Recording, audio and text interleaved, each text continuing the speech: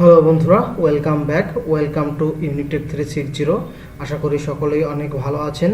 তো বন্ধুরা দেখুন, আমি এই যে ফটোশপে আমার একটি পিকচার রেখেছি এবং আমাদের পিকচারের ব্যাকগ্রাউন্ডটা দেখুন একটি চেঞ্জ কালার রয়েছে। তো আমি যদি এখন দেখাই, দেখুন আমি এইখান থেকে যে কালার ইচ্ছে সেই কালার আমি আমার ইচ্ছা মতন, দেখুন বন্ধুরা আমার যে পিকচারটা সেটা ঠিকই আছে, কিন্তু আমি এইখান থেকে আমার ইচ্ছা মতন যে কোনো কালার আমি এইখান থেকে চেঞ্জ করে দিতে পারছি।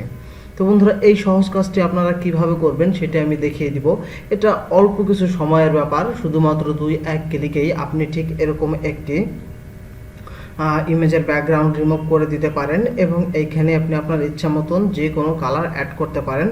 তো চলুন বন্ধুরা আমরা দেখে নিচ্ছি কিভাবে আমরা এই কাজটি করব। তো চলুন বন্ধুরা চলে যাচ্ছি মূল ভিডিওতে।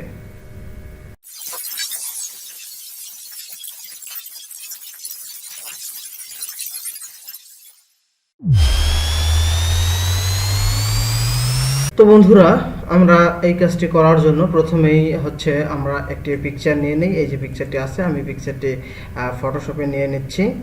জাস্ট ফটোশপে ওপেন করে দিলাম।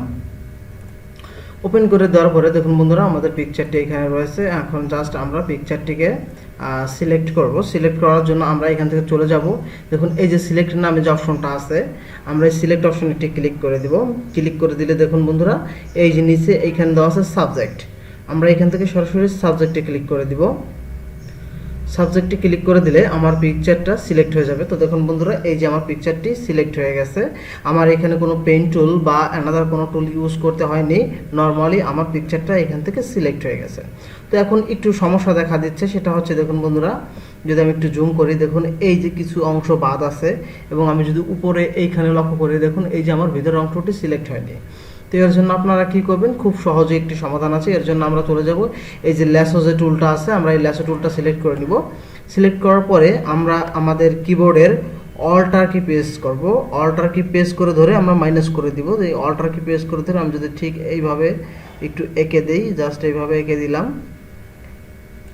এঁকে দিলে দেখুন বন্ধুরা এই যে আমার এটি জাস্ট অ্যাডজাস্ট হয়ে গেছে। ঠিক এইরকমভাবে আমার এই উপরে যে জায়গাটা আছে, আমি একটু জুম করে নিই। দেখুন বন্ধুরা এই জায়গাটি সিলেক্ট হয়নি, এর জন্য আমি আবার কি করব, অল্ট কি প্রেস করে ল্যাসো টুল দিয়ে আমি জাস্ট আবার একটু এখানে এঁকে দিব।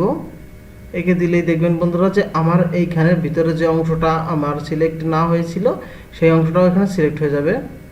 তো দেখুন বন্ধুরা এই যে আমার এখন একবার পারফেক্টলি সিলেক্ট হয়ে গেছে। এখন যে মেইন বিষয় সেটা হচ্ছে আমরা এখন ব্যাকগ্রাউন্ডের কালার চেঞ্জ করব। তো কালার চেঞ্জ করার জন্য আমরা কি করব, আমরা চলে যাব এখান থেকে লেয়ার প্যানেলে। জাস্ট লেয়ার প্যানেলে আসার পরে দেখুন বন্ধুরা এই যে অ্যাডজাস্টমেন্ট যে টুলটা আছে, জাস্ট আমরা এখান থেকে অ্যাডজাস্টমেন্টে ক্লিক করে দিব। অ্যাডজাস্টমেন্টে ক্লিক করে দিলে দেখুন একবারে উপরে এখানে আছে সলিড কালার, আমরা এখান থেকে সলিড কালারে প্রেস করে দিব। প্রেস করে দিলে দেখুন বন্ধুরা আমাদের অবজেক্টের কালারটি চেঞ্জ হয়ে গেছে, কিন্তু আমাদের তো এখানে কথা ছিল যে আমরা ব্যাকগ্রাউন্ডের কালার চেঞ্জ করব। সো ডোন্ট ওয়ারি, আমরা ব্যাকগ্রাউন্ডের কালারটা চেঞ্জ করব। তো আমরা এখান থেকে ইচ্ছে করলে একটু কালারটা চেঞ্জ করে দিতে পারি। আমি জাস্ট এখান থেকে এরকম একটি কালার রাখলাম, রাখার পর এখান থেকে ওকে করে দিলাম। ওকে করে দেওয়ার পরে দেখুন বন্ধুরা এই যে একটি মাস্ক লেয়ার তৈরি হয়েছে। জাস্ট আমরা এখান থেকে মাস্ক লেয়ারটিকে সিলেক্ট করব। সিলেক্ট করার পরে আমরা হচ্ছে যদি এইখানে এই মাস্ক লেয়ার পরে ডবল ক্লিক করি, সরি পাশে লেগে গেছে ক্লিক, এটার উপরে যদি ডবল ক্লিক করি, ডবল ক্লিক করলে দেখুন বন্ধুরা এই যে এইখানে একটি অপশন আছে ইনভার্ট। আমরা এখান থেকে সরাসরি যদি ইনভার্টে ক্লিক করে দেই, ক্লিক করে যদি ওকে করে দেই, তো দেখুন বন্ধুরা এই যে আমার এই ব্যাকগ্রাউন্ডের কালারটি চেঞ্জ হয়ে গেছে। তো আমরা যদি ইনভার্ট না করে অন্যভাবে করতে পারি, তো সেক্ষেত্রে আমরা কি করব, আমরা জাস্ট এই মাস্ক লেয়ারটিকে সিলেক্ট করব। সিলেক্ট করে কিবোর্ড থেকে কন্ট্রোল আই যদি প্রেস করি, তাহলে দেখুন বন্ধুরা এই যে আমাদের কালারটি আবার চেঞ্জ হয়ে গেছে। মানে আমি জাস্ট আবার কন্ট্রোল আই প্রেস করব, আই প্রেস করলে এই যে আমার কালারটি আবার চেঞ্জ হয়ে গেছে। মানে কন্ট্রোল আই প্রেস করলে আমার যে কালারটি আছে সেটা এখান থেকে ইনভার্ট হয়ে যাবে। এখন কালারটা আমরা যদি চেঞ্জ করতে চাই, চেঞ্জ করার জন্য এই যে কালারের লেয়ারটা আছে, আমরা জাস্ট এখানে ডাবল ক্লিক করব।